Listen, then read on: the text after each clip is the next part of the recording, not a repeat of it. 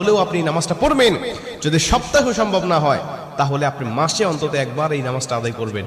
চাচা, যদি মাসেও আপনার পক্ষে কষ্টকর হয়ে যায়, বছরে একবার পড়বেন। যদি বছরেও না পারেন, জীবদ্দশায় অন্তত একবার হলেও নামাজটা পড়বেন। কারণ এই নামাজটা এত পাওয়ারফুল নামাজ। এই নামাজটা আদায় করার কারণে আপনার প্রকাশ্যে অপ্রকাশ্যে যত গুনাহ করেছেন, আপনার ইচ্ছায় অনিচ্ছায় যত গুনাহ করেছেন, আপনার অতীত জীবনে যত গুনাহ করেছেন, সব গুনাহ আল্লাহ আপনাকে ক্ষমা করে দেবে।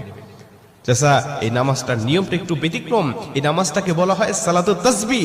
এই নামাজের মধ্যে অতিরিক্ত কিছু তাসবিহ পাঠ করতে হয়।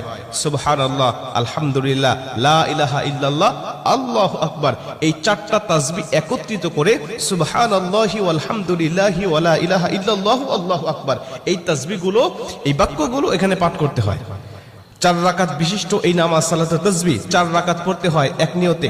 4 রাকাত নামাজে প্রতি রাকাতে 75 বার করে মোট 300 বার এই তাসবিহটা পাঠ করতে হয়।